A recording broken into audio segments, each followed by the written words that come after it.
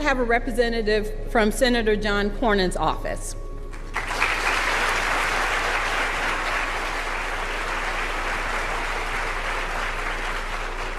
Additionally, we have some NASA guests, senior leadership that are here today that are not on the program. So I'd like to introduce to you Ms. Casey Swells, our Deputy Associate Administrator, Brian Hughes, NASA Chief of Staff, Ken Bowersox, our Associate Administrator for Space Operations Mission Directorate, Lori Glaze, our Acting Associate Administrator for our Exploration Systems Development Mission Directorate, and she's also serving as our Moon to Mars Program Manager. And from Marshall Space Flight Center, we have Director Joseph Pelfrey.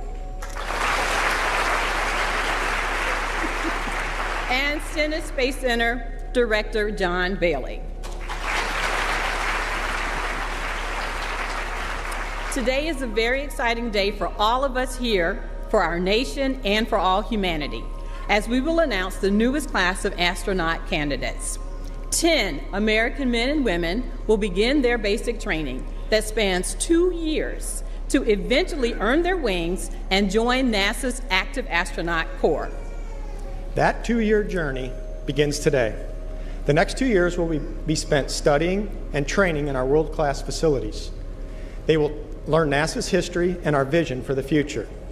They will take classes in geology, land and water survival, and space health. They will even get to train in our high-performance jets.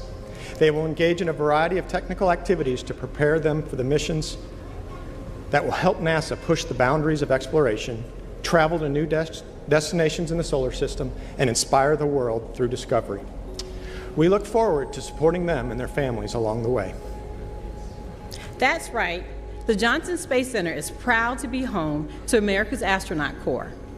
But we're also proud to lead several key programs and organizations for NASA. We lead the management and operations of the International Space Station while supporting several companies as they design and develop commercial LEO low Earth orbit destinations. And through the Commercial Crew Program, we partner with industry to develop and operate a new generation of spacecraft and launch systems. Artemis flight planning and operations are also conducted here. And the Johnson-based Gateway and Extravehicular Activity and Human Surface Mobility programs are working with industry to develop a lunar outpost, the next generation of spacesuits, and lunar rovers. In addition to these significant human spaceflight programs, Johnson implements for the agency commercial lunar payload services, an instrumental part of Artemis, through partnerships with industry to provide robotic capabilities for the Moon and Mars. All of these efforts are positioning us for our next giant leap, one that ushers in a new golden age of innovation and exploration. The astronaut candidates we announced today will help us get there. They were selected from a pool of about 8,000 applicants because they represent America's finest. I would like to thank the team of NASA employees who helped with the selection process. Human spaceflight is a team sport, and it requires the passion and dedication of all of us. Now that you've heard a little bit about the home of spaceflight, and it's now time to announce our newest astronaut candidates. And to help us kick that off, please give a warm Houston welcome to our Flight Operations Director, Norm Knight.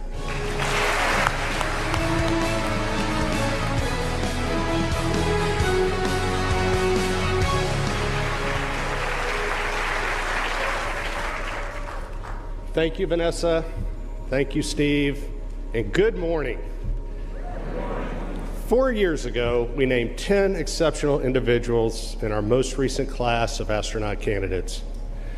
I often look back at what we've accomplished over these last 4 years in human spaceflight, and those accomplishments have been significant.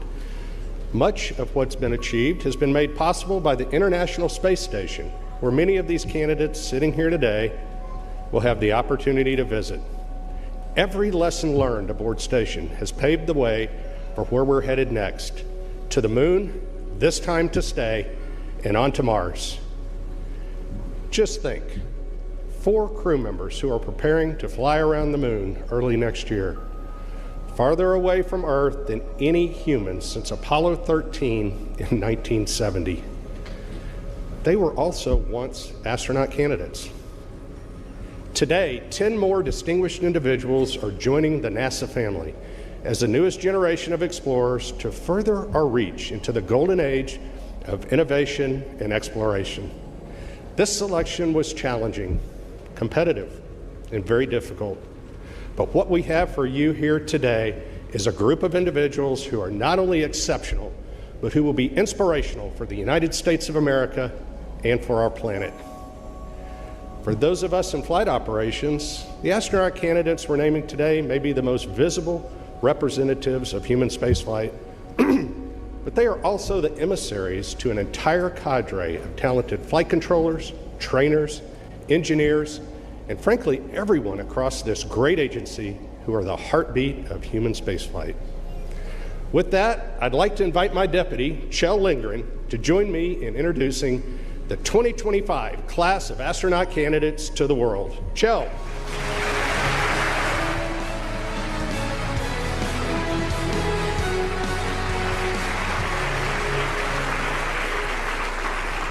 Thank you, Norm.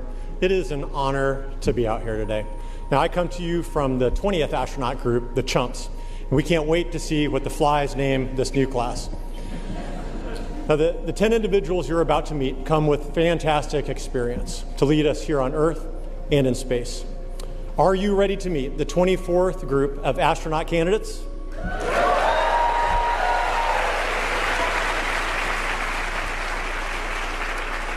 All right, let's get started. He's a Chief Warrant Officer and experimental test pilot in the United States Army.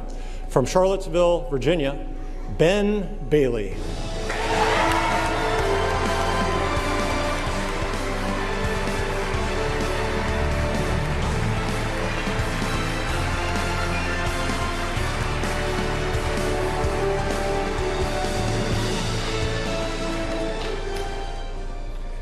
She's a geologist who worked on the Curiosity Mars rover and Artemis 3 science team.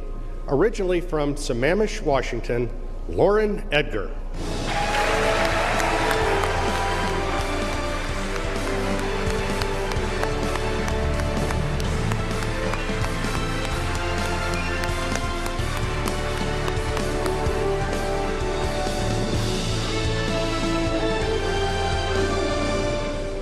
He's a test pilot and a major in the United States Air Force. From Leesburg, Virginia, Adam Furman.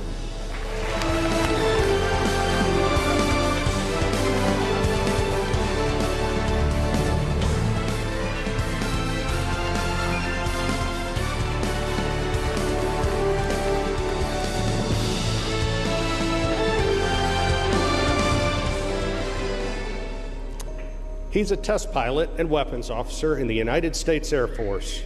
From Savannah, Illinois, Major Cameron Jones.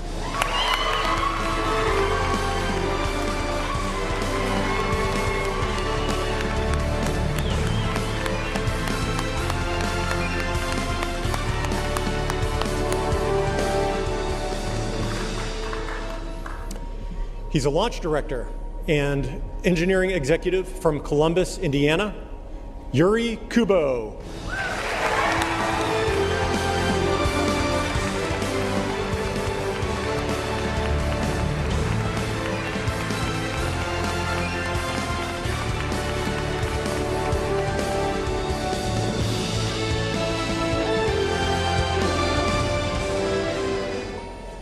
She's a former United Airlines test pilot, NOAA hurricane hunter, and naval aviator.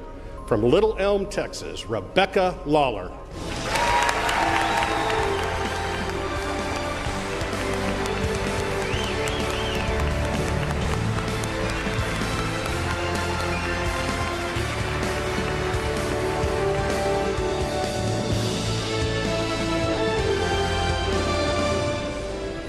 She flew to space as a SpaceX engineer on the Polaris Dawn mission and is a native to Houston, Texas. Please welcome Anna Menon.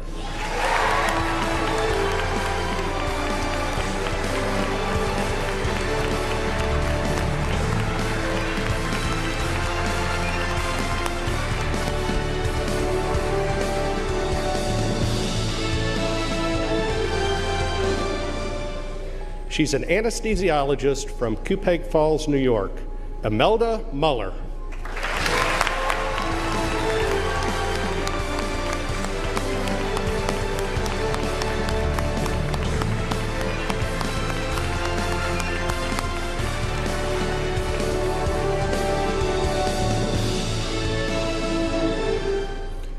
She's a lieutenant commander in the United States Navy and a test pilot in the F-18 Super Hornet. From Goshen, Kentucky, Erin Overcash.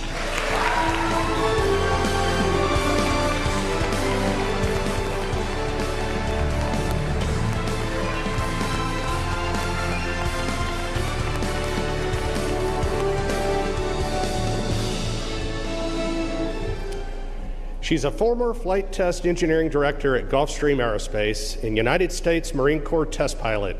From San Diego, California, Catherine Spies.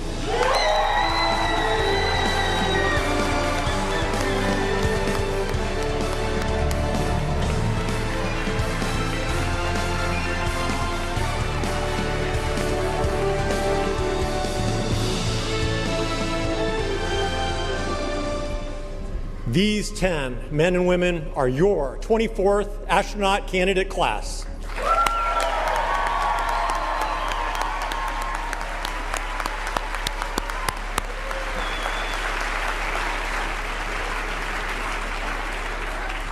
We can't wait to see what you achieve. Congratulations, and please join me in giving them another round of applause.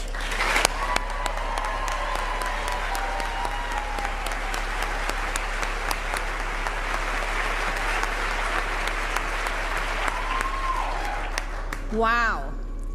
At NASA, we are more than just a team. We are a family. To share some words of wisdom with you, we have 3 astronauts here with us today who sat in this very stage some years ago and received their astronaut pins. Please welcome NASA astronauts Chris Birch, Nicole Ayers, and Chris Williams.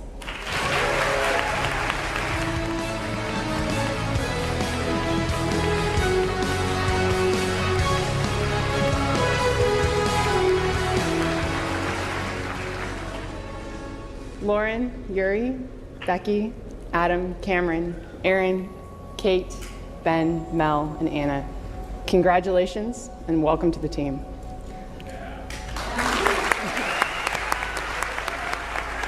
My name is Chris Birch, and I am a member of the 2021 NASA astronaut class. I'm here with 2 of my fly classmates, so this is officially a swarm. Your astronaut class is a very special group. That's why there's a tradition among astronauts that the newest astronaut class is named by the class before it. Our class was named by the turtles, who lovingly gave us the name the Flies because, among more humorous reasons, they hoped we would fly early, and indeed we have. Nicole just returned from her 5-month mission aboard the International Space Station, and Chris is preparing to launch for his 8-month mission this November. The bonds formed with your class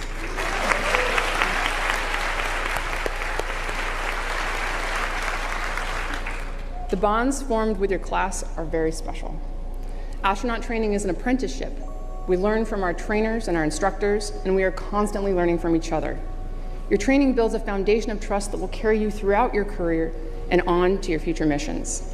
On behalf of all the Flies, we look forward to getting to know your class so we can give you a name befitting your personalities and appropriate for the exciting and dynamic time that we are in human spaceflight.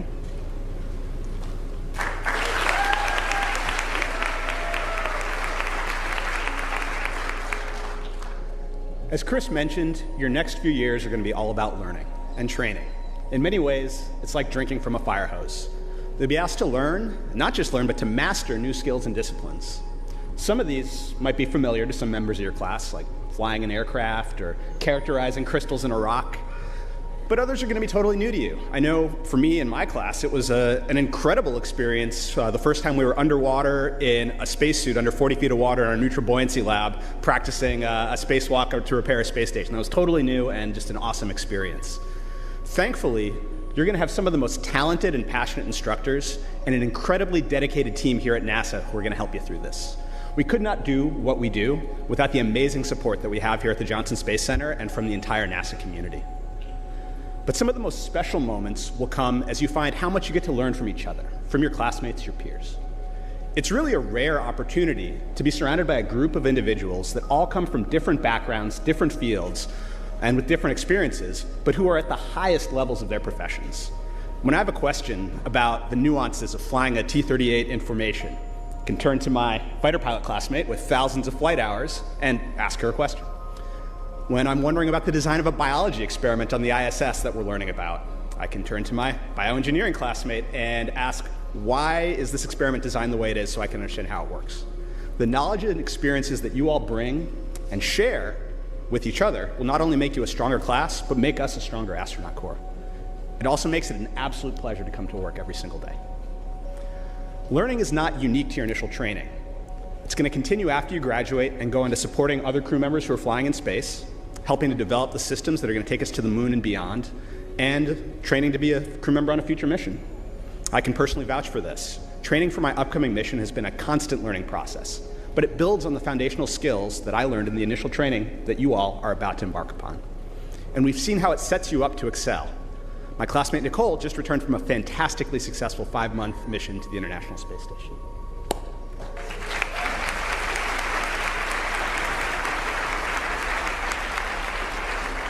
Thanks, CW. Well said. You know, we all look back fondly on our time in those seats, being welcomed into this NASA family. The next 2 years will be a whirlwind, but they'll be some of the best moments with the best people. As NASA furthers human spaceflight, we can't wait to see you all get assigned to a crew and get welcomed into a smaller family that is that crew. Whether on a space station crew or a crew that's headed to the moon and eventually onto Mars, we build bonds that span generations and borders. We're so excited to see you all eating a family dinner with your crew somewhere on potentially an exploration vehicle or even a habitat somewhere. I know I personally loved our family dinners on the International Space Station. But before we go, we have some very special guests who couldn't be here today, my space brothers and sister, and the family I got to share some amazing moments with. They're currently living and working aboard the International Space Station 260 miles above the Earth. And they're also cheering you on.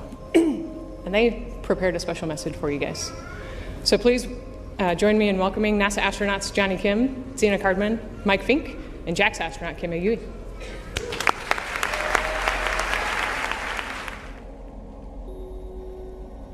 Hello from the International Space Station, orbiting 250 miles above beautiful planet Earth. I'm NASA astronaut Mike Fink, a proud member of the class of 1996 Sardines. And we wanted to offer a huge congratulations to the 2025 NASA astronaut candidates. That's you. We wish we could be there in person to welcome you, but we're so grateful to be up here. We're nearing 25 years of continuous human occupancy aboard the space station, and the work we do will prepare us for missions beyond low Earth orbit. You're joining NASA at an exciting time. We're in a new era of space exploration, going to the moon and on to Mars. We can't wait to see where your journey takes you. We're a close-knit group in the astronaut office, and we're thrilled to welcome you into the fold. You can always count on us for support, but you should also lean on each other as a class too. The people sitting beside you right now will become more than colleagues, they'll become lifelong friends. We can't wait to meet you when my crewmates and I are back on the ground. Until then, learn everything you can, get to know each other, and most importantly, enjoy the ride. We'll keep the space station in great shape for when you get here.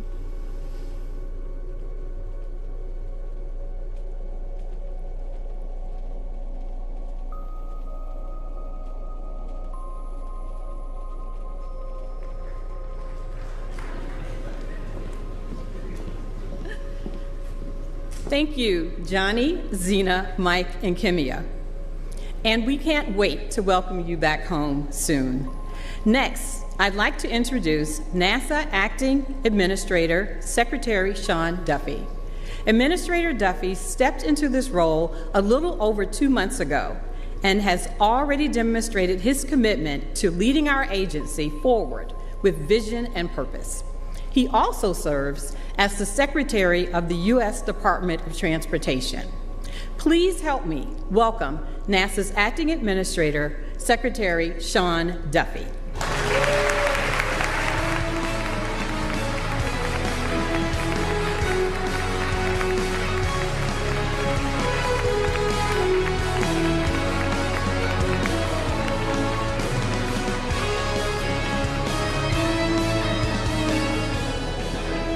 Well, it is great to be with all of you today and to join the chorus of congratulations to our new class of astronauts. Well done, everybody. Listen, we know that you represent your families, you represent your communities, you represent NASA, which is the most respected and revered agency in the whole wide world. No pressure.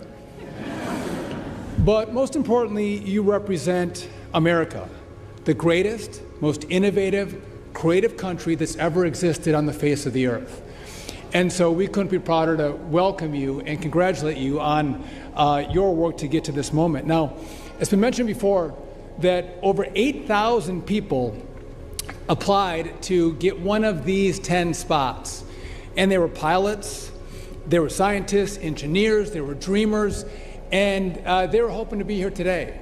But we picked the best and the brightest, the most skilled, the best looking, the best personalities to take these 10 spots. And again, you represent your country. And I know the President extends his congratulations as I extend mine as well to you. And oftentimes we talk about the American dream.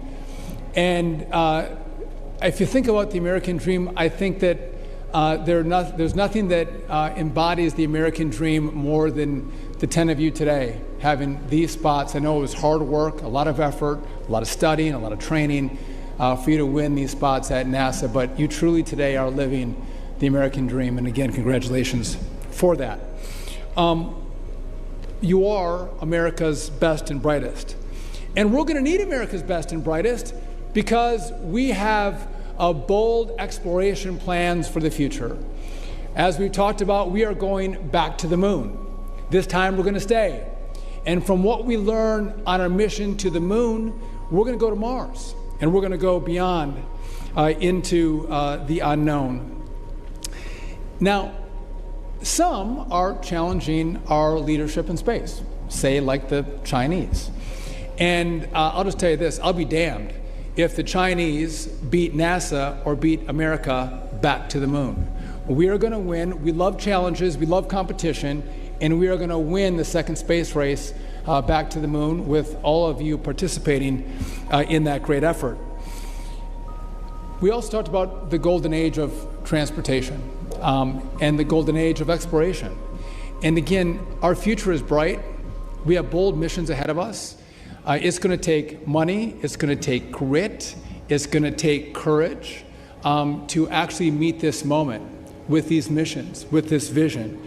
And I know all of you have the heart to do that. What I find most exciting is I know you guys, they've been NASA employees for a week, I think, 7 days. And I got to meet them earlier today.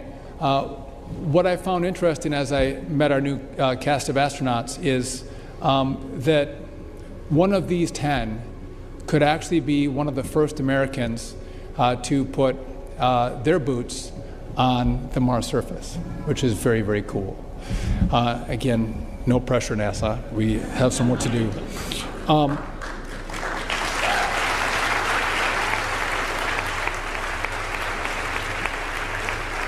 So at this moment in time, I couldn't be more honored to be the acting administrator and to lead this organization at this moment in time as we make our vision clear, our mission clear as we move forward.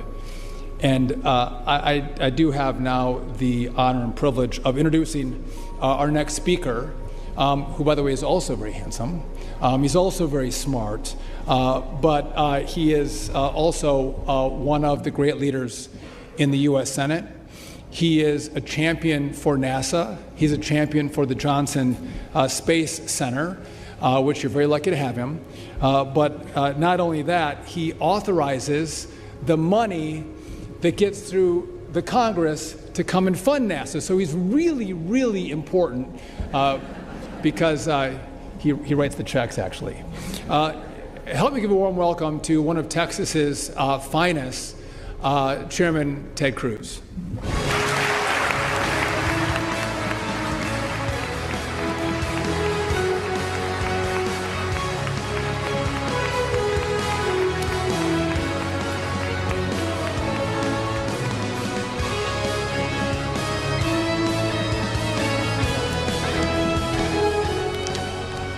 Well, thank you very much, Sean. Let me say you're doing a fantastic job. Thank you for your hard work. You're Secretary of Transportation. You're the acting administrator of NASA. I think you're trying to compete with Marco Rubio to see who can have the most jobs. And I look forward to seeing you named as the Archbishop of Washington, D.C. I think you could do that job. An excellent job as well. Let me say at the outset, I am really, really glad in the United States Senate that an incoming class is not named by your predecessors.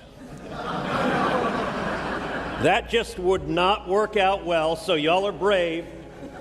And I assume you want to be really nice to your preceding class so that they don't give you some terrible names. Speaking of terrible names, actually, I have a call on you, Mr. Administrator, Mr. Secretary, for some strong executive leadership, which is the name of this event is ASCAN.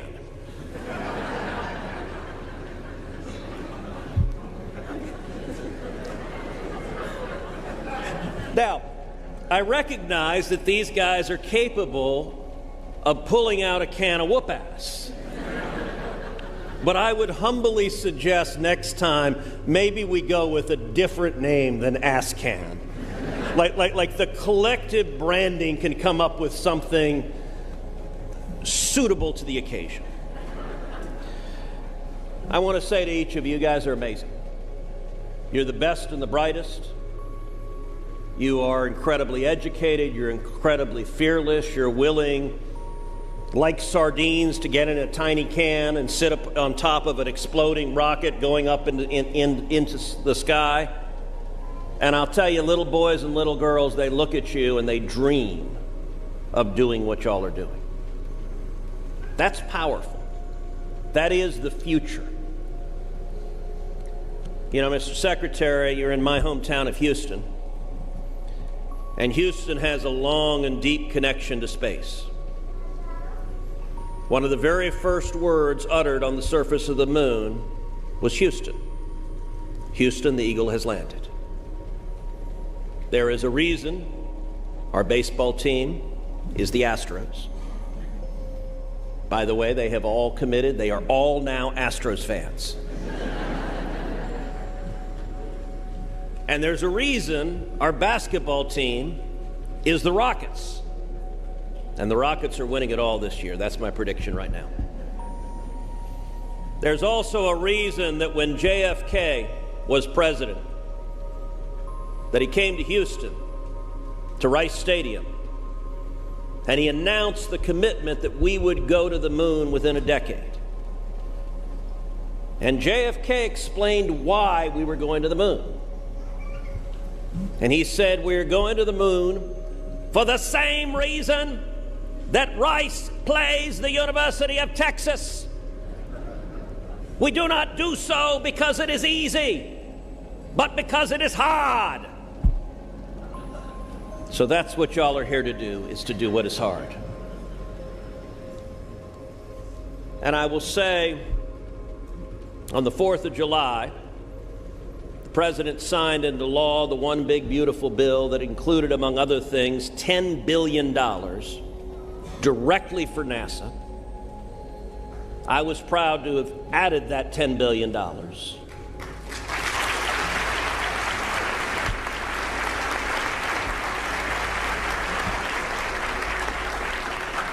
And that funding is there because we will go back to the moon. We will beat the Chinese to the moon. We will have a sustained human habitation on the moon or in cislunar space. We will continue to beat the Chinese in low Earth orbit. And with all of the learning from going to the moon, from Gateway, from the ISS, we will go to Mars, and the first boot that ever sets foot on the surface of the red planet will be an American astronaut, and could well be one of these boots right here.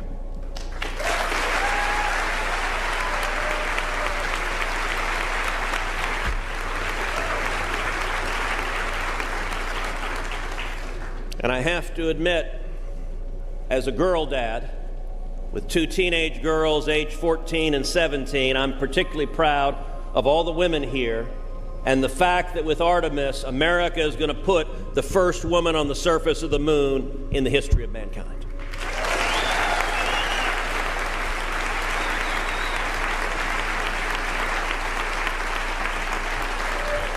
That is powerful, that is beautiful, and to everyone here who is so integral to JSC and to the space mission and commercial space and to the mission of American leadership in space, I want to tell all of you how incredibly proud I am of you, and to put very simply, my job is to have your back, and you have my word, I will continue to do so each and every day.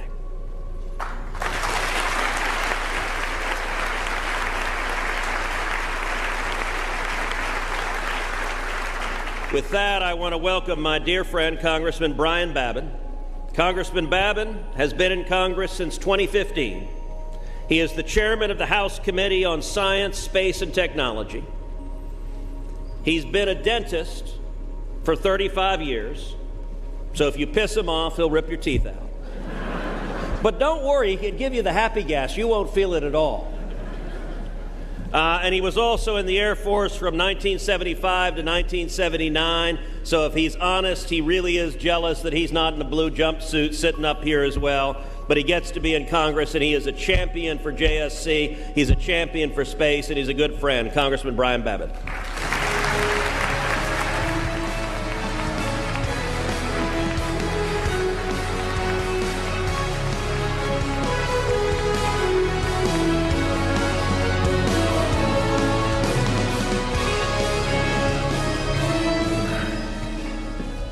Thank you, Ted. It's always tough to follow Ted Cruz. There's no way. With my old East Texas twang, there's no way I'm quite as articulate. But I just want to say how pleased I am to be here to meet every one of you young folks that are going to be stepping your feet on the lunar surface, the ISS, and maybe the red planet as well. It's more exciting than I can even gather. Well, good morning. Great to be here with everyone. What an incredible privilege it is to be here to welcome this new class on this exciting day of astronauts. Unbelievable. Today's announcement concludes a rigorous selection process that began more than a year ago with thousands, literally. These people were chosen from a cast of many thousands of people, of individuals, applying to join the ranks of our esteemed astronaut corps. And I want to thank every astronaut in here and former astronauts as well for your service. Space exploration has always stirred something deep within the soul of the American people. It is impossible not to be inspired by those who devote their lives to it. And I just want to say congratulations to each and every one of you. Each of you embodies the qualities that have defined NASA astronauts for more than 60 years. Think about that, 60 years. Courage, ingenuity, curiosity, and so much more are the virtues that you have. This class of astronauts will help lead the next chapter of human spaceflight. Some of you, as already been stated, will have missions on the moon. Some of you may take humanity's first steps on the red planet of Mars. All of you will carry forward missions that today exist only in our dreams. But together, we're going to make these dreams a reality. For generations, American astronauts have been a source of national pride for our country. You will now take up that mantle, carrying our flag proudly and fearlessly into space. But your mission is larger than exploration alone. At a time of growing global competition, NASA's work is more important than ever. It is national security, folks. We must be on that lunar surface first. We must remain a presence of America in low Earth orbit. This is important. We cannot fail there. We also have to hope and that the stars will guide us into all the endeavors that we are dreaming about. There's much work ahead, but the challenges will shape you, will strengthen you, and will embolden you. As a representative for Johnson Space Center, I'm so very proud that many of you will soon call Houston home and join this community that has long been the very center of America's space legacy. So please know that we believe in you, we are counting on you, and we are praying for you and for your great success. May God bless you all, and may God bless our space program. Thank you so very much.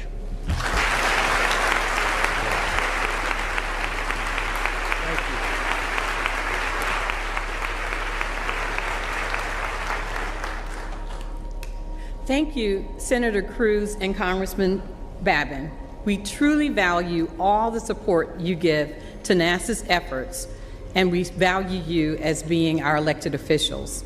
And a huge thank you to Secretary Duffy. Now, I'd like to invite Chief Astronaut Joe Acaba and Deputy Chief Astronaut Nicole Mann to help us get to know the class. Joe and Nicole are responsible for managing astronaut resources and operations. They help develop astronaut flight crew operation concepts and make recommendations for crew assignments for future spaceflight missions, including astronauts to be assigned to fly on Artemis. Welcome, Joe and Nicole.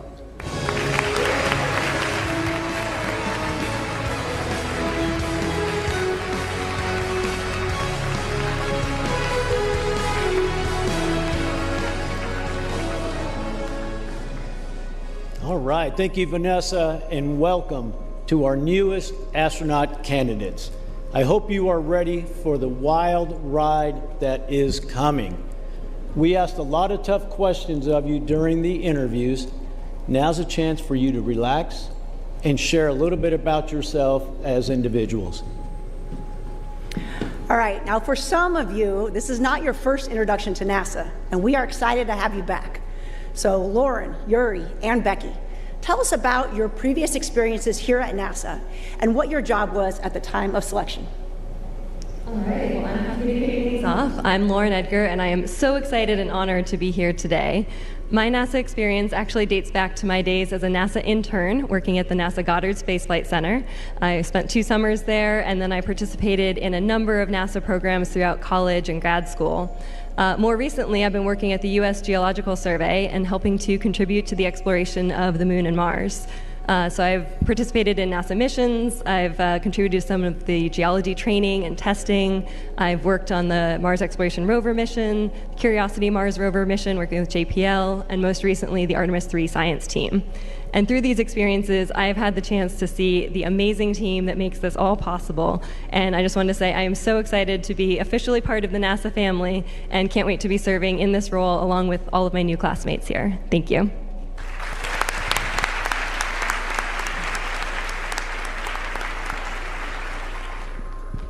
Hi, my name is Yuri Kubo.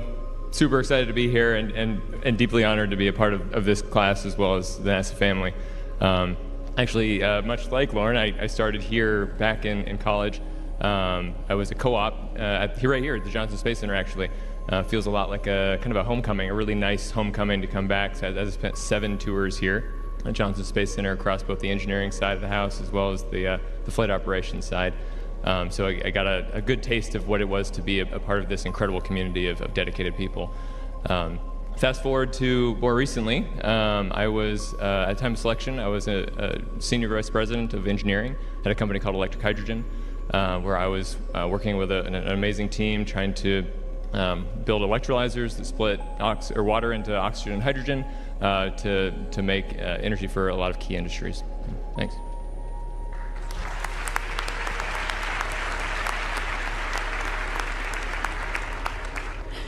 Hi, I'm Becky Lawler, and it is just an awesome honor to be able to be up here today.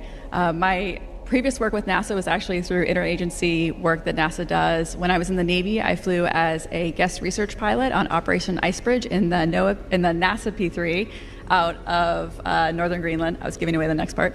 My second time working with NASA I was working for the National Oceanic and Atmospheric Administration, sometimes referred to as NOAA, and I was a NOAA commissioned officer. And I got to work with NASA on certifying instruments that were really important in forecasting hurricanes during hurricane seasons for the NOAA hurricane hunters. And at the time of my selection, I was United Airlines flight test captain and technical pilot, which is a test pilot. And I'm so excited to use all those experiences and everything to be a part of this incredible team and play my role in our endeavors as a class.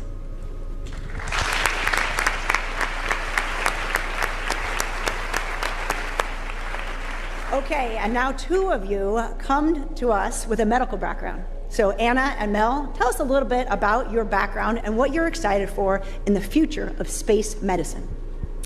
Hi, I'm Anna Menon, and I was here at NASA's Johnson Space Center.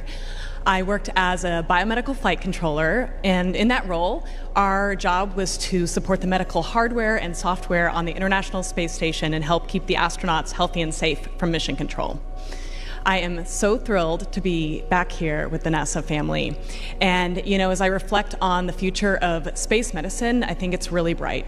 We are born into 1G, and so when you go into 0G, so many things change. As more and more people venture into space and we seek to go further than ever before, we have this awesome opportunity to learn a tremendous amount to help support those astronauts and those people that are flying in those adventures and help keep them healthy and safe. So it's an exciting time to be here, and I couldn't be more thrilled and honored.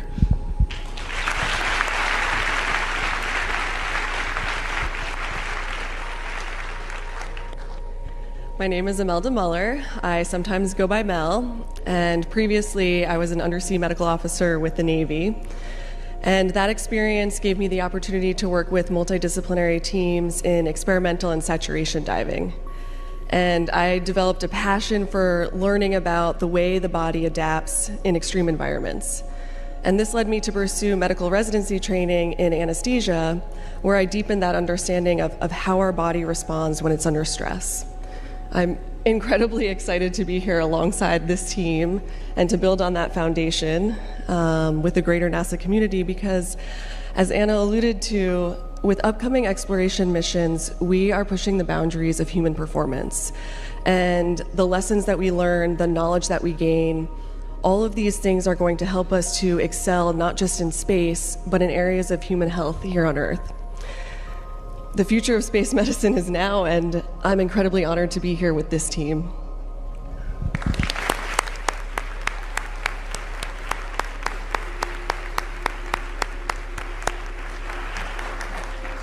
We have 6 test pilots in the group.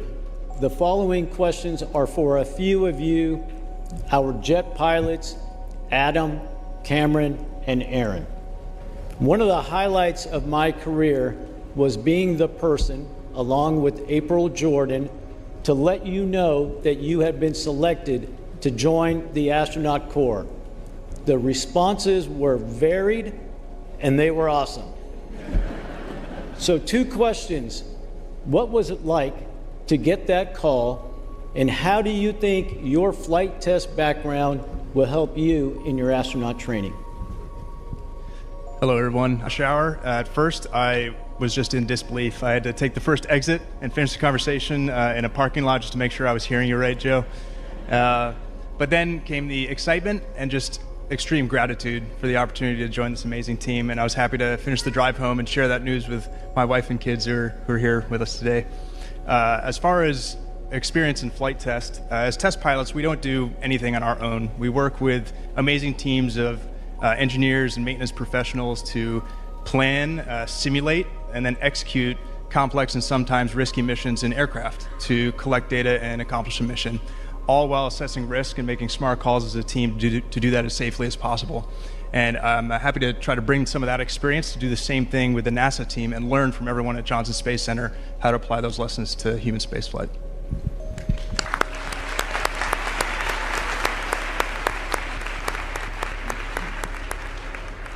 Hey everybody, I'm Cameron Jones. Got the call from Joe and April about 2 months ago.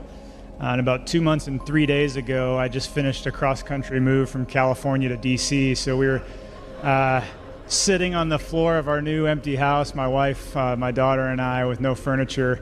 And the call came through, and I don't think my 1-year-old knew exactly what was going on, but I must have had a pretty big smile on my face because she let out a perfectly timed, gleeful scream that went through both sides of the call and got good laughs from the other end of the phone as well. So also really excited to be here, but that brings up my test pilot skill that I'm going to focus on, which is adaptability and resiliency. So maybe it's a move cross country, maybe it's a dynamic situation up in an airplane, but I think that'll transport into this domain.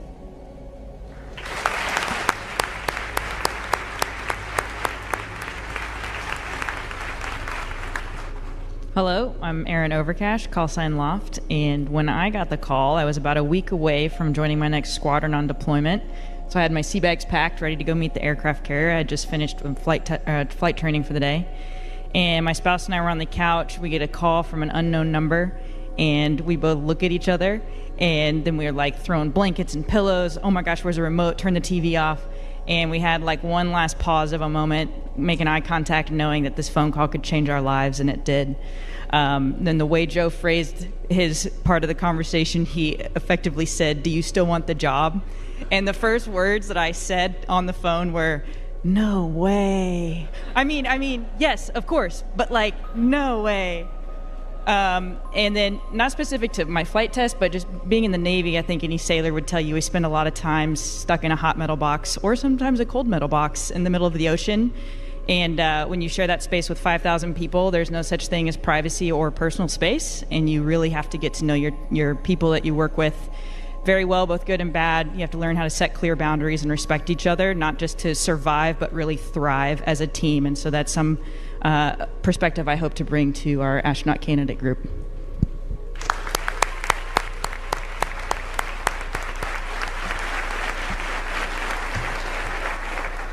We're all very glad that no way meant yes. So thanks for that. Now let's talk to our two helicopter pilots, Ben and Kate. What are you most excited about for your upcoming training? Yeah, good morning. I'm Ben Bailey, and the next 2 years of ASCAN training are exciting. Language training, flight training, spacewalk training, robotics, all of that. Each one of those would be very exciting in its own right. I would be excited to do any one of those individually, and to look and combine all of those over the next 2 years is extremely exciting. So I can't pick out a single one alone, but all of them together are just fantastic. And more than that, I'm really excited that the next 2 years will be spent with the other 9 here on stage with me. I'm really excited to see everybody's strengths as we tackle those challenges together.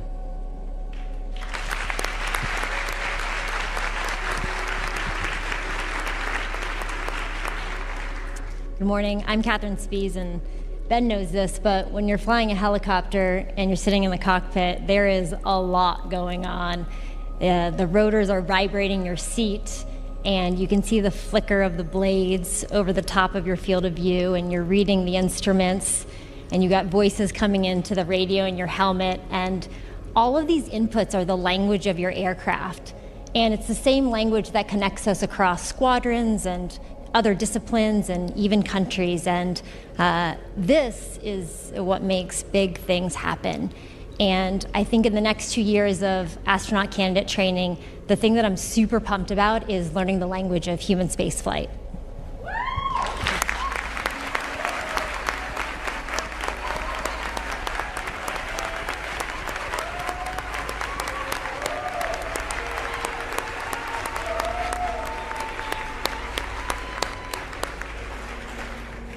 Not that we're not having fun already, but how about a little more fun? So y'all have worked around the world and train for various career or personal events. So why don't you share with us something that maybe not everyone would know about you? Okay, I'll start. I spent my first year as a naval officer in the Navy's World Class Athlete Program, so I was effectively a professional rugby player. I lived and trained full-time at the Olympic Training Center with the USA Rugby team.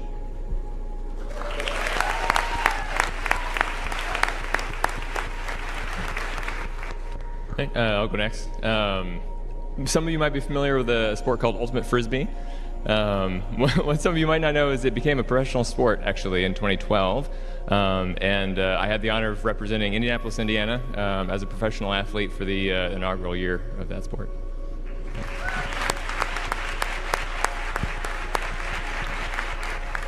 All right, well, those who know me well, including my 9 new best friends on the stage here, know that I love to do handstands everywhere that I go.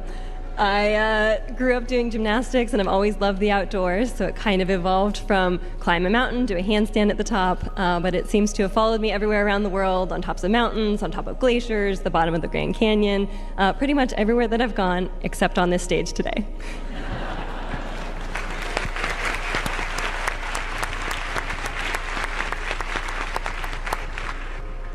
Well, Lauren, that is great news. My New Year's resolution this year was to learn to walk on my hands.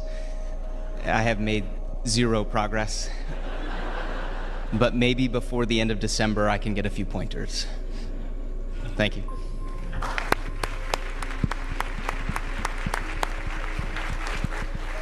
America's finest with lofty goals. We love it.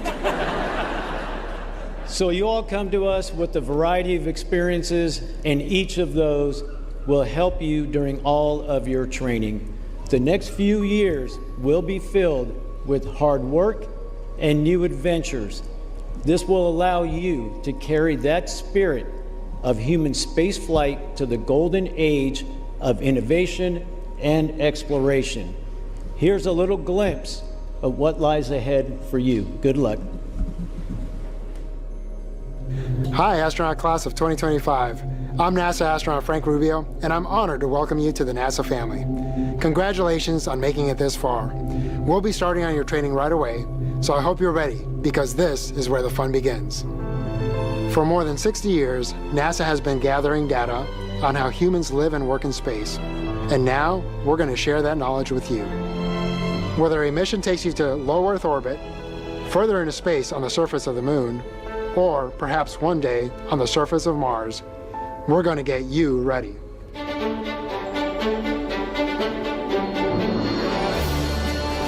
You'll push yourself to reach new heights, working with high-performance aircraft, experiencing the challenge of flying the T-38 supersonic jet. You'll suit up, and through the facilities here at the Johnson Space Center, you'll feel what it's like to live and work in space. The Neutral Buoyancy Lab helps simulate the weightless feeling of microgravity. You'll learn how to maneuver yourself and conduct maintenance on a spacecraft using a full-scale underwater mock-up of the International Space Station as your worksite. Back on land, you'll train inside other mock-ups of space vehicles, learning emergency procedures, maintenance, and repair of spacecraft, along with how to contribute to future developmental programs. You'll grow and discover what it means to work as a team, bonding with your fellow classmates as you endure and share experiences. You'll learn survival skills in the wilderness, where working together is the best way to overcome the challenges of a rough terrain. You'll splash into water survival training, where your crewmates are as essential as your gear to keep you afloat. You'll see things in a new way by using the latest in virtual technology. You'll take command, controlling a robotic arm made for moving spacecraft, hardware, and astronauts around the International Space Station. We're going to get you into shape as you learn about staying healthy for long-duration space missions, from mitigating bone and muscle loss through exercise to practicing first aid and understanding the basics of nutrition and self-care. But there's more to learn. You'll play a part in mission control, where you'll experience a day in the life of the people who keep watch over the astronauts and their vehicles. All these tasks and more will make up your astronaut training.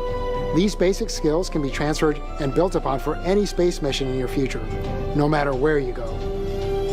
You'll become part of a legacy of those who trained before you, continuing the adventure they started and looking ahead to the future of human exploration. So suit up. It's time to get to work and let the astronaut training begin.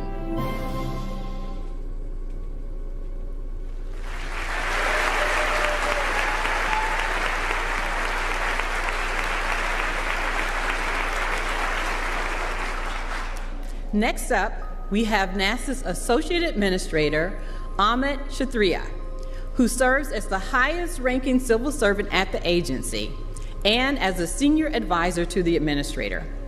Amit leads the agency's 10 center directors as well as the Mission Directorate Associate Administrators at NASA headquarters. Please join me in welcoming Amit to the stage.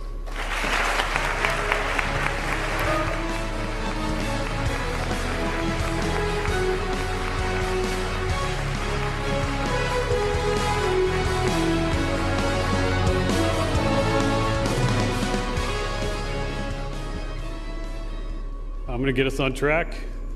Time-wise, it's great to be here. It's really an honor. Just since I do want to add a little bit to the concept of the astronaut candidate, for Chairman Cruz's benefit. I'm not an astronaut, obviously.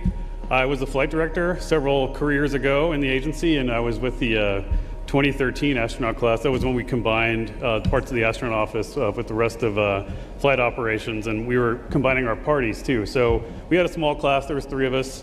The 2013 class, the 8 balls, they were there. We were combining our parties, and it was funny because Christina Cook, who I think is here, she said, "Hey, you know, we're called ASCANs. What do you call new flight directors or flight director candidates?" And all 3 of us said, "Flight directors."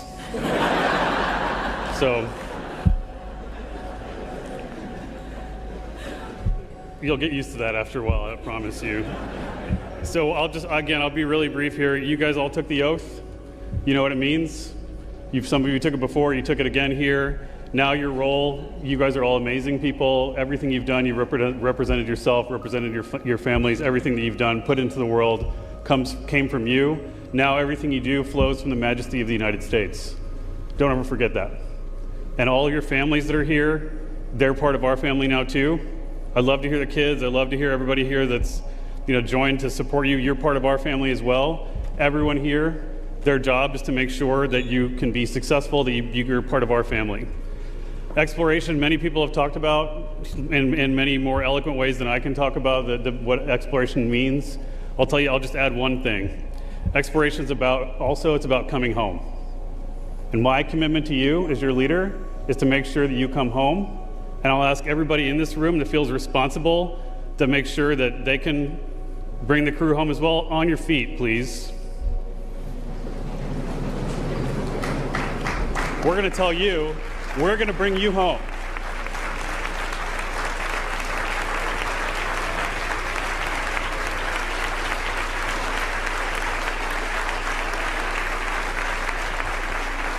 Congratulations, welcome to the NASA family. I look forward to you guys doing amazing things. We'll be right there beside you. So I'll leave it to the director, Vanessa Weish.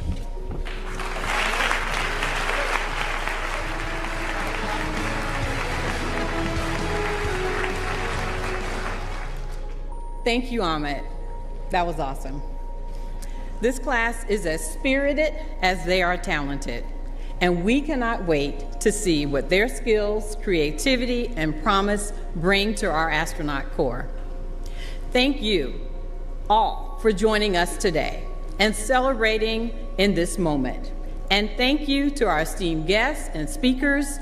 We appreciate your support for this new class of astronaut candidates as they embark on their training journey. Today has been a celebration of drive, determination, and devotion. As we wrap up, I want to invite all of our astronaut candidates to center stage because this next part is for you. Let's give them a round of applause.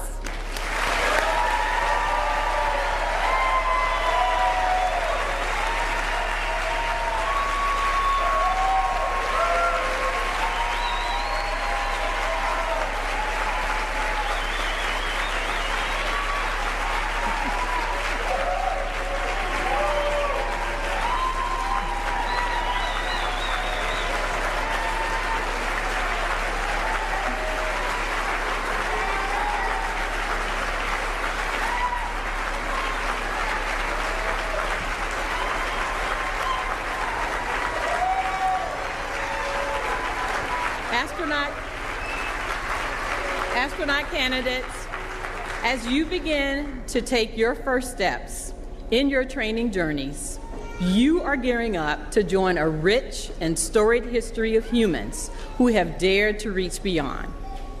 You will build on over 60 years of human spaceflight exploration experience. You will seek knowledge and understanding and share it with the world. And when you go, you will go together, and we will all be with you. Astronaut candidate Group 24, we are proud of you, and your country is proud of you. Your next giant leaps start here. Thank you, and Godspeed.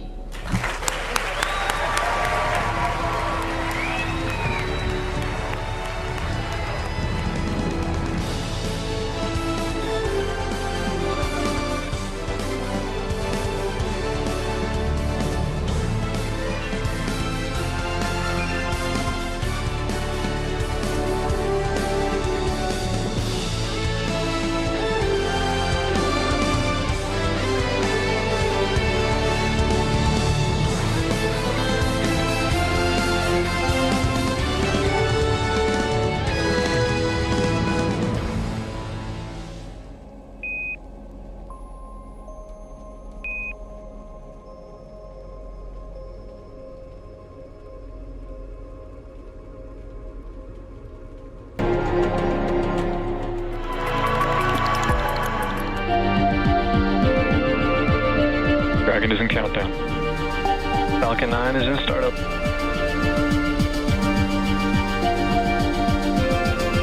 Dragon, SpaceX, go for launch.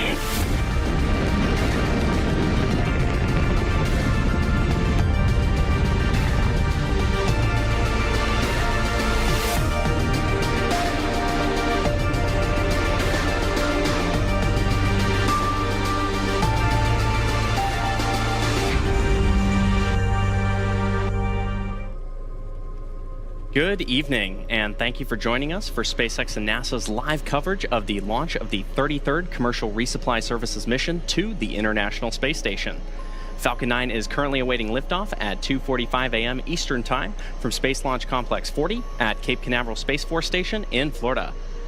Hello, my name is Zachary Lupin, and I'm an avionics supply chain engineer here at SpaceX in Hawthorne, California. Now today, we are delivering science, supplies, and hardware to the orbiting laboratory for NASA.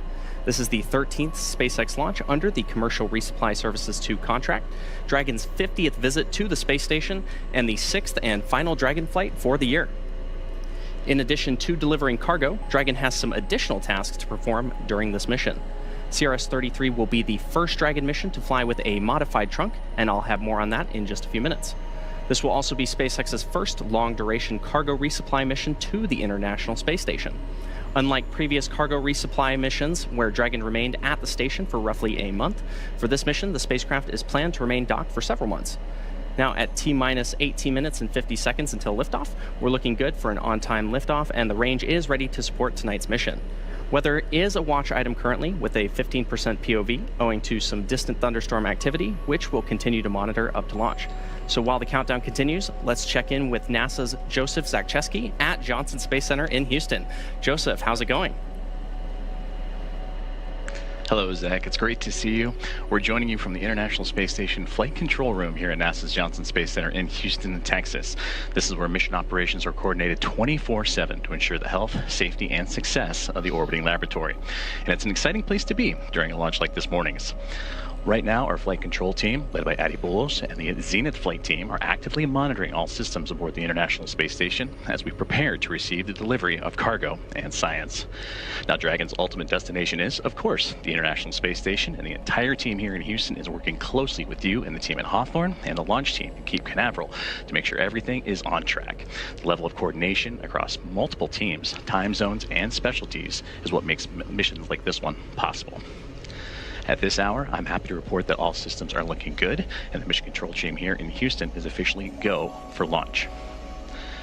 The space station is currently orbiting more than 250 miles above the Earth, and the Expedition 73 crew, including NASA astronauts Zena Cardman, Mike Fink, and Johnny Kim, are prepped and ready for Dragon's arrival. They reviewed procedures earlier in the week, configured equipment, and are well rested for what will be a busy day on orbit tomorrow when Dragon is expected to dock. The delivery includes thousands of pounds of supplies, critical hardware, and scientific investigations that will keep the crew busy and support ongoing research. We'll be watching closely here as the countdown continues and the mission gets underway. For now, I'll turn it back over to Hawthorne and you for a closer look at the launch vehicle and the spacecraft supporting this commercial resupply services mission. Take it away, Zach. Thank you much, Joseph. Now, as that clock ticks towards T0, let's take a closer look at the launch vehicle for today's mission. Now, there you have SpaceX's Falcon 9 on your screen, a two-stage rocket standing 229 feet tall and getting ready for liftoff in just over 16 minutes from now. At launch, it produces more than 1.7 million pounds of thrust. Now, rockets like Falcon 9 don't use all of that thrust just to go straight up. Early in flight, Stage 2 LOX load has started. And there's a good call out there for Stage 2 LOX load. Now, early in flight, Falcon 9 gimbals its sea-level Merlin engines to perform a gravity turn, which is a smooth pitch maneuver that tilts the rocket sideways to build up horizontal velocity. And you may hear that call out about 10 seconds into launch as vehicle pitching downrange. Once the first stage completes its portion of the mission, it'll shut down and separate. A staged rocket like Falcon 9 sheds the booster to eliminate the weight and uncover the Merlin vacuum engine, which we refer to as the MVAC, on Stage 2. And to reach orbit, the vehicle needs to go really fast, hitting an orbital velocity of about 28,000 kilometers per hour just to keep it from falling back to Earth. And thinking about that another way, it's fast enough to lap the Earth in about 90 minutes. Now, after stage separation, today's booster will be landing on our drone ship, a Shortfall of Gravitas, which is currently stationed in the Atlantic Ocean. And for those following along, this booster will be returning to Earth for its 7th time. The second stage will take over from there, powered by that single MVAC engine. With its extended nozzle and optimized design, the MVAC drives maximum performance, producing 220,000 pounds of thrust in the vacuum of space. And at the top of Falcon 9 today is our Dragon spacecraft. Dragon is equipped with 16 Draco thrusters that can be used in space to help navigate the spacecraft to its destination, and each of those provide 90 pounds of force. Now, Dragon is the first private spacecraft to take humans to the orbiting lab, having flown 300,000 pounds of cargo and more than 1,000 experiments to space to date. All in, Dragon has been to orbit 54 times, visited the space station 49 times, and has flown 19 human spaceflight missions and 74 crew members, representing a total of 20 countries.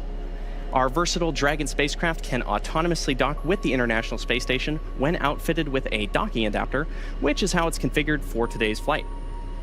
And when it's not going to the space station and it's in free flyer mode, that docking adapter can be swapped out for a cupola, as it was back during the Inspiration 4 and From 2 private astronaut missions. And finally, the Skywalker hardware, which supports extravehicular activities, as we did during the Polaris Dawn private astronaut mission last year. Now, with T0 coming up in just over 14 minutes from now, our teams are doing a series of system checks to ensure both Dragon and Falcon 9 are ready to fly. And while that countdown continues, let's talk about a new Dragon capability that SpaceX has had in development. Now, as I mentioned at the top of the show, Dragon will be performing some additional tasks during this mission in addition to its primary cargo mission. During the CRS-31 cargo resupply mission in 2024, Dragon successfully performed a reboost test for NASA that demonstrated Dragon's ability to help maintain the station's current altitude. That test helped inform plans for CRS-33, where Dragon will fly an extended mission and repeat the demo with a modified trunk. This modified trunk contains an independent propellant system, separate from the spacecraft, which fuels 2 Draco engines.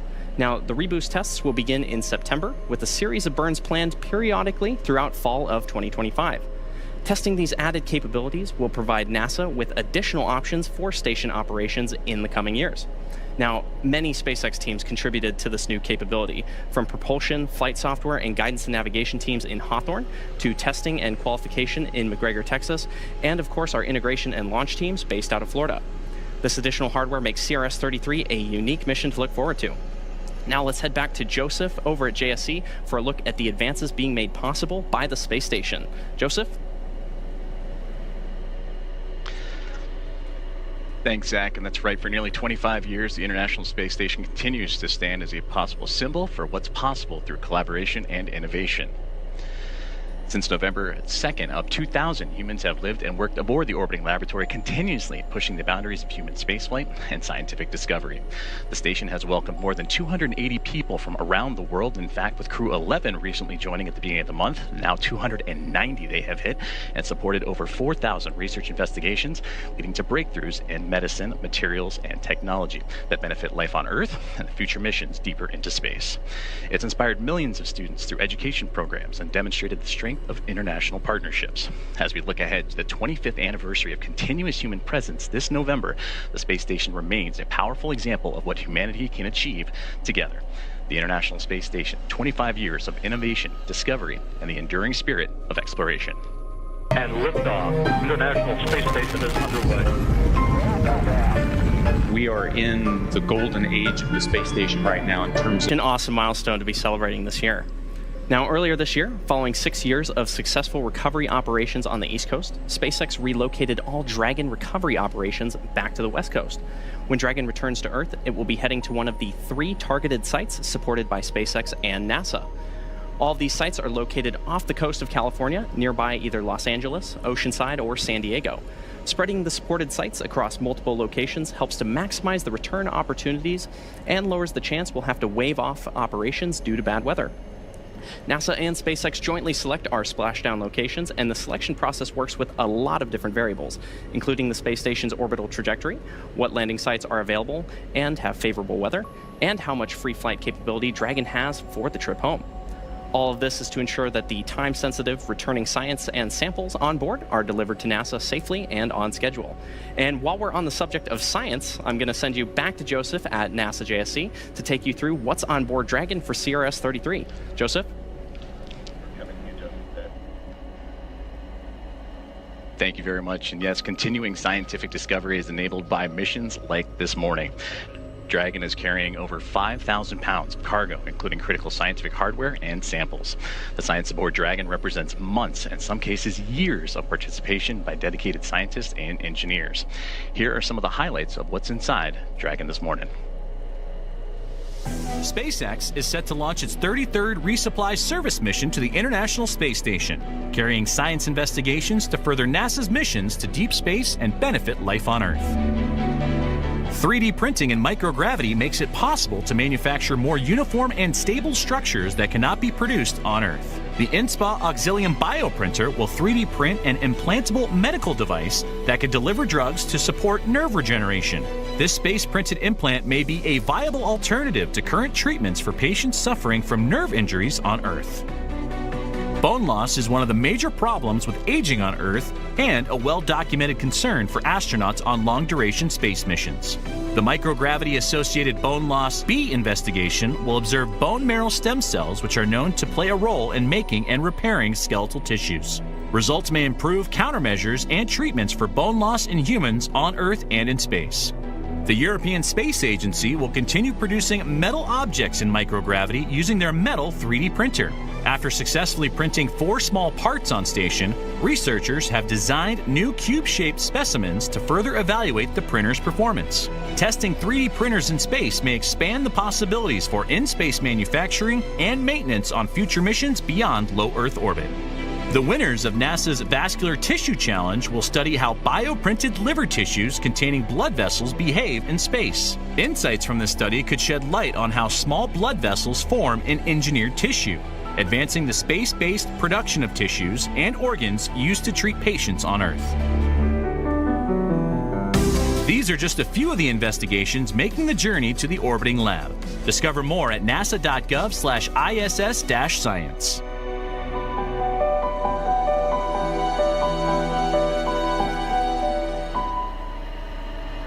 Some really exciting experiments on board this mission.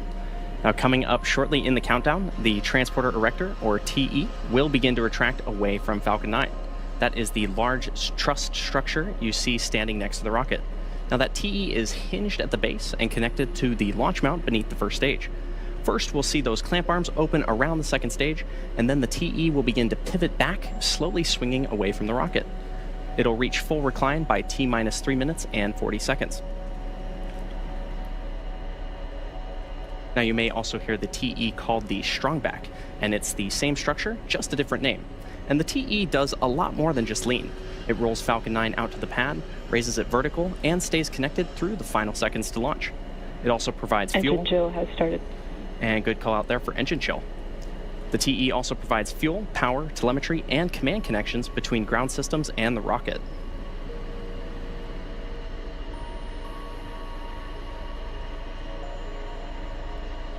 Now, the booster flying on today's mission is flying for its 7th time today, having previously supported NASA Crew 10, Bandwagon 3, O3B, M-Power 7 and 8, and 9 and 10, and 2 separate Starlink missions.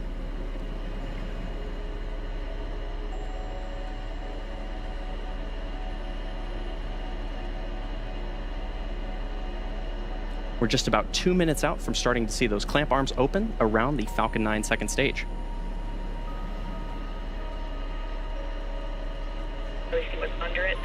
Stage 1 RP1 mode is complete.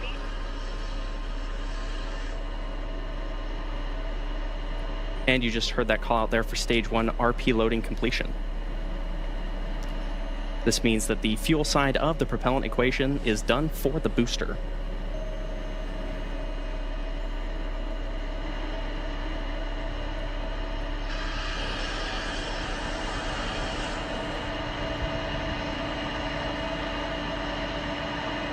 And we've got some absolutely amazing views of our launch pad there. And you may have noticed those white clouds venting from the rocket. That isn't smoke, it's actually condensation. And as the liquid oxygen warms slightly inside the tanks of the rocket, some of it boils off. That gas gets vented to manage pressure. And when the vented oxygen hits the warm, humid Florida air, it instantly condenses into clouds. It's sort of the same principle as your breath on a cold morning, just on a much larger scale.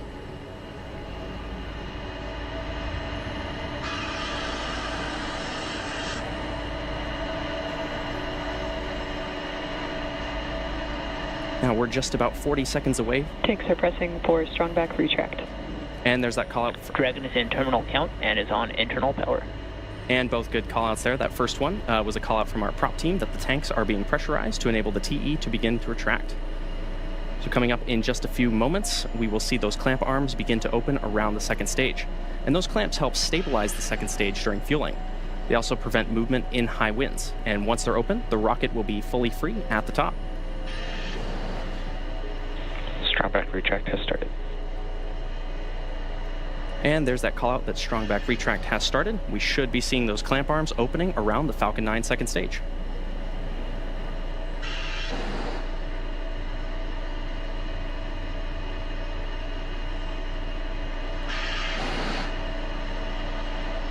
And there you can see those clamp arms opening. Now once they are fully open, we'll then see the strong back swing back away from the rocket.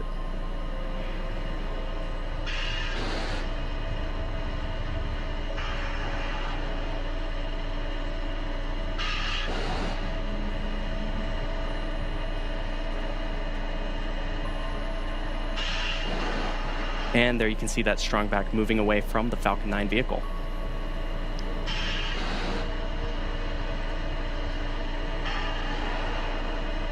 And as we continue to follow along with the countdown, the range continues to be green. We're still monitoring the weather as we speak. And if for some reason we do not launch this morning, we do have a backup opportunity as early as tomorrow, Monday, August 25th, with the launch time of 2:22 a.m. Eastern Time as we continue along with this morning's countdown.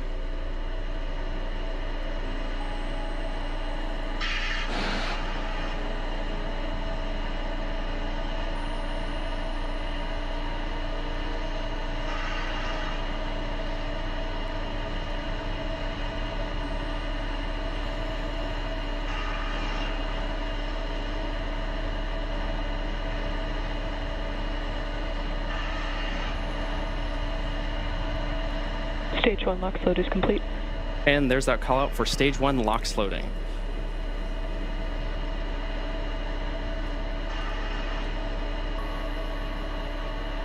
Now we should be hearing a call out shortly from now that the second stage is also fully loaded.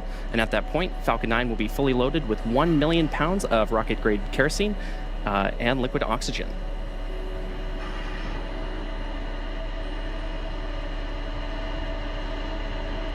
We should be hearing that call out for Stage 2 LOX load completion in just about 10 seconds from now.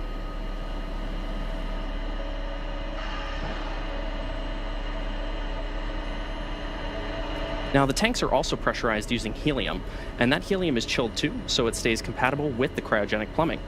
Stage 2 LOX load is complete. And there's that call out for Stage 2 LOX load completion.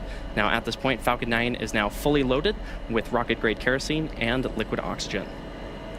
Now, as I was saying, the tanks are also pressurized using helium, and that helium is chilled too. Dragon is in auto idle. Good call out there. That helium is chilled too, so it stays compatible with the cryogenic plumbing. And during flight, that pressurization helps force propellant into the engines as the tanks empty. Now, at T-minus 60 seconds, Falcon 9... Ground gas closeout. Another good call out there. At T-minus 60 seconds, Falcon 9 will enter startup, and at that point, the rocket's onboard flight computers will have taken over. And from there on out, the countdown will be fully autonomous. And then just inside of T-minus 2 seconds, the 9 Merlin 1D engines on the Falcon 9 first stage will ignite. Once they're at full power, Falcon 9 will lift off the pad and begin its climb to orbit.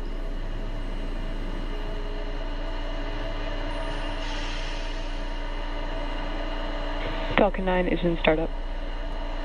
And there's that Dragon is in countdown. There's that exciting call out for startup and Dragon countdown, and both stages of Falcon 9 are now being pressurized for launch. The range also remains go for today's mission.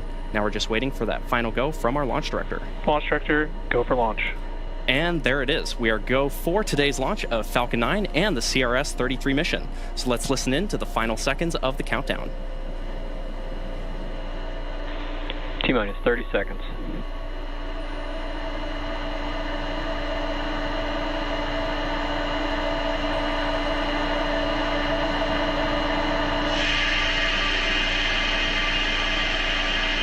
T-minus 15 seconds. T-minus 10, 9, 8, 7, 6, 5, 4, 3, 2, 1, ignition, and liftoff. Go Falcon, go Dragon. And liftoff. NASA's SpaceX's 33rd Commercial Resupply Services mission is on its way to the International Space Station. MOD chamber pressure is nominal. Great call. Is everything nominal, and the vehicle has begun pitching in downrange to begin its journey to catch up to the orbiting lab.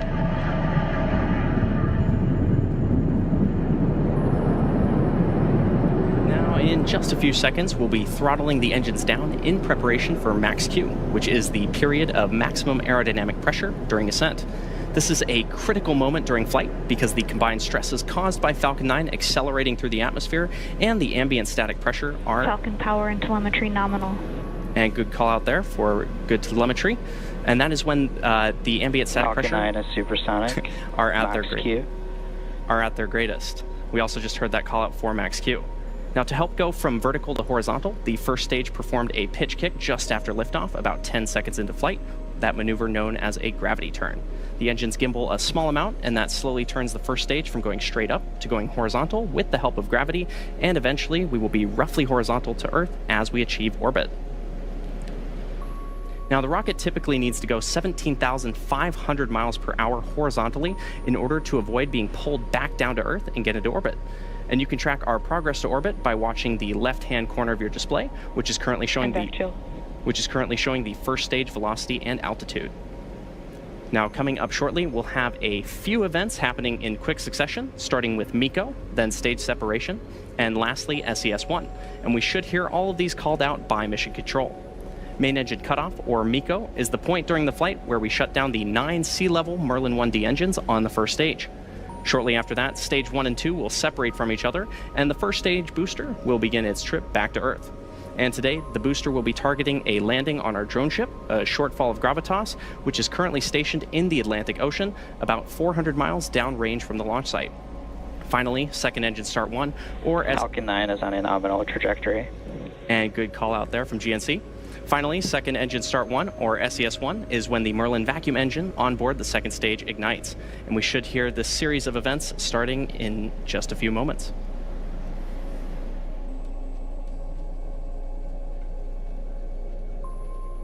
Stage separation confirmed. Now 2.5 minutes in.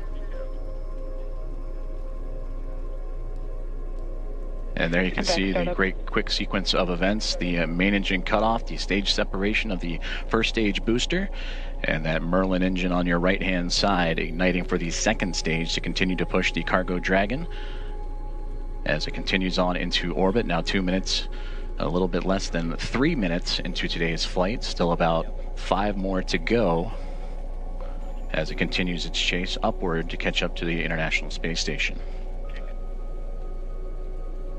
On your left-hand side, you can see that first stage making its way back to Earth, and that's where they will begin the entry burn here shortly, which we will relight those 3 Merlin 1D engines on the first stage, and that'll start with the center engine, followed shortly by 2 others, which is similar to pumping the brakes to slow down a vehicle as it passes back into Earth's atmosphere. And we need to do this to slow down to reduce re-entry forces, which then helps us recover and reuse that first stage. And again, this first stage booster looking to land for the 7th time.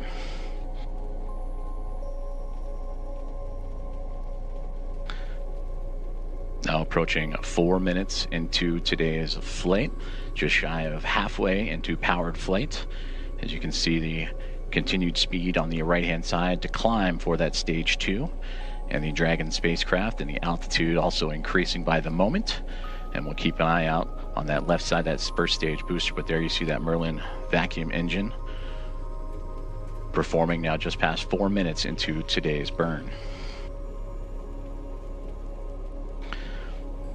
Now for the first stage during the entry burn, Falcon 9 will fire its Merlin engines, but the vehicle is still moving really fast. It causes it to fly through Merlin's exhaust gases, also known as the rocket's plume, and that'll deposit a layer of soot on the vehicle, which is why our flight-proven vehicles for SpaceX look the way they do. And that soot comes off the carbon-based fuel that Falcon 9 uses with each flight as the soot builds up over time. But now we're continuing to monitor that second stage Merlin vacuum engine continuing to perform as we have about 4 more minutes left into today's flight, as it's now climbing well over 10,000 kilometers an hour and reaching an altitude just shy of 170 kilometers.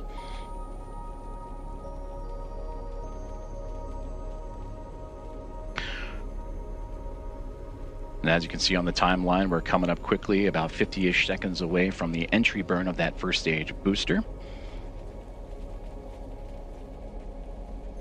You can see the telemetry of that first stage, the speed and altitude as it continues to make its way back towards the Florida coast.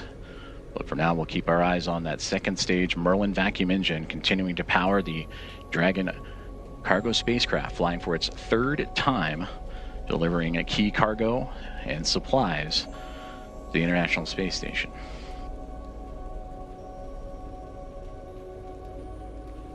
We're now coming up on about 30 seconds from the beginning of the entry burn as we continue to follow along with that telemetry on the left-hand side of your screen, but front and center is that second stage engine, that Merlin vacuum engine continuing to perform.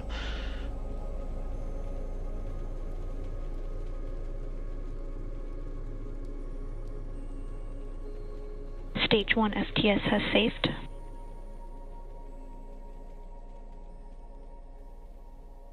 And there you hear the call outs in reference to that stage 1 booster still making its way back to Earth with the altitude about 80 kilometers. Stage 2 continuing to perform, now over 15,000 kilometers an hour at an altitude of 195 kilometers above Earth.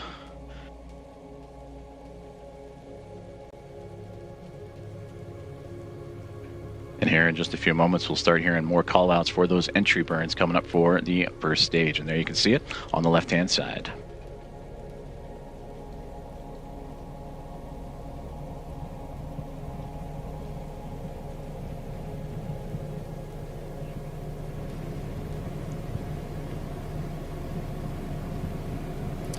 And there we've got entry burn shutdown on the Falcon 9 first stage. Both vehicles remain on nominal trajectories. Now, the Merlins on the Falcon first stage are optimized for sea level, and these achieve 190,000 pounds of thrust each during ascent and descent. At liftoff, Falcon 9's first stage has thrust greater than 5 747 airplanes at full power. Now, the single MVAC engine on the Falcon 9 second stage has a much wider nozzle and is optimized to operate in space, producing 220,500 pounds of thrust in vacuum. Now, coming up next, we will start our landing burn on the Falcon 9 first stage in just about 40 seconds from now. Now, the landing burn is the final burn of the Falcon 9 booster, used to reduce the remaining speed of the vehicle for a gentle and precise landing on our drone ship. And we should be hearing that call out in just about 20 seconds from now. As a reminder, we'll be landing this booster on our drone ship, a short fall of gravitas. Stage 2 is in terminal guidance. And good call out there. We'll be landing this booster on our drone ship, a short fall of gravitas, currently stationed in the Atlantic Ocean. Stage 2 FTS has safed. And there's a good call out regarding our flight termination system. We should be hearing that call out for Falcon 9 first stage landing burn startup in right now. So there you can see it on the left-hand side of your screen.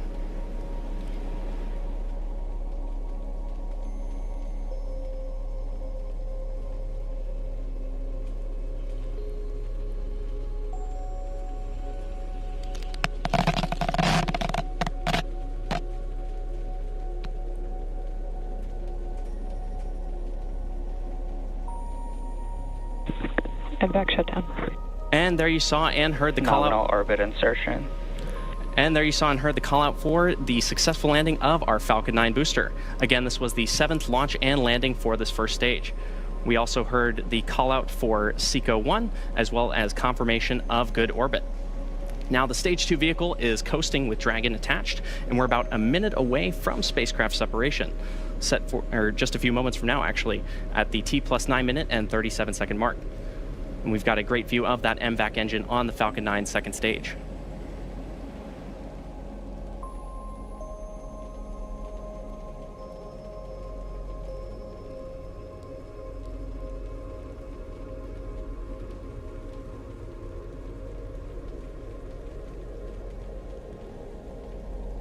Now, as a reminder, this will be this Dragon capsule's 3rd flight to the International Space Station. And it's going to execute a series of additional burns with the Draco thrusters on its way to the station.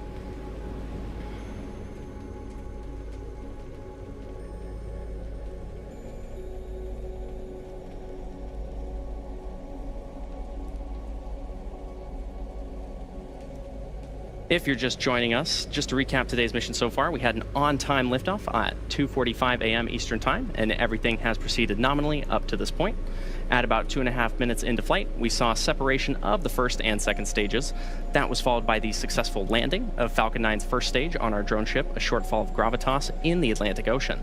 Now, as a reminder, this was the 7th launch and landing for this booster. At about T+8 minutes and 30 seconds, we had a successful second engine cutoff, or SECO 1, and that was followed by confirmation of good orbital insertion. And now we're just waiting for Dragon separation from the Falcon 9 second stage. After that will be the nose cone deployment on Dragon.